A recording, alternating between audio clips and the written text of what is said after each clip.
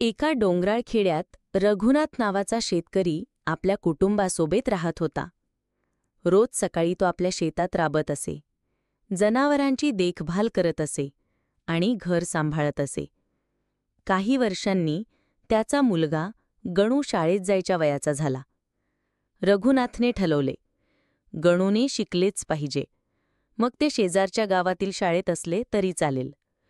पहिल्या काही दिवसांत रघुनाथ स्वतः गणूला शाळेत सोडायला जायचा. रस्त्यात मोठं दाट जंगल लागायचं. उंच झाडं, पानांतून येणारे सूर्यकिरण आणि अधूनमधून प्राण्यांचे आवाज. गणूला जंगल आवडायचं, पण वडील सोबत असल्यानेच त्याला धीर यायचा. पण दिवस जात गेले तसे रघुनाथला रोज शेत, घर आणि शाळेची ये-जा करणं जड जाऊ लागलं.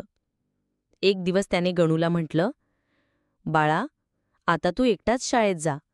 रस्ता तुला माहीत आहे. गणू थोडा गप्प झाला. जंगलातून एकटं जाणं म्हणजे साहस होतं, पण धोकाही होता. कधी वाघ, कधी अस्वल, कधी लांडग्यांचा थवा. त्या रात्री गणू खाटेवर पडून विचार करू लागला. जंगलातून एकटं जायचं म्हणजे भीती, पण बाबा रोज सोबत येऊ शकत नाहीत. मग उपाय काय? तेवढ्यात त्याची नजर अंगणात उभ्या असलेल्या काळसर दमदार घोड्याकडे गेली. हा घोडा शेतात राबायचा, पावसाळ्यात जड गाडा ओढायचा आणि कधीकधी रघुनाथ दूरच्या गावात जाताना त्याच्यावर बसून जायचा. गणूच्या डोक्यात एकदम विचार चमकला.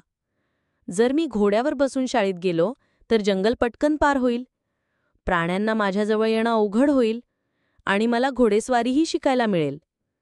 दुसऱ्या दिवशी सकाळी गणू नवा जोश घेऊन उठला. बाबांना परवानगी मागितली आणि बाबांनी हसत मांडो लावली. मग तो घोड्याच्या पाठीवर बसला, लगाम घट्ट धरली आणि शाळेच्या दिशेने निघाला. जंगल आता त्याला भीतीदायक वाटत नव्हतं. पानांच्या सळसळीऐवजी त्याला घोड्याच्या टापांचा ठेका ऐकू येत होता. त्या दिवसनंतर गणू रोज घोड्यावरून शाळेत जायला लागला, सुरक्षित, आनंदी आणि थोडा अभिमानीही.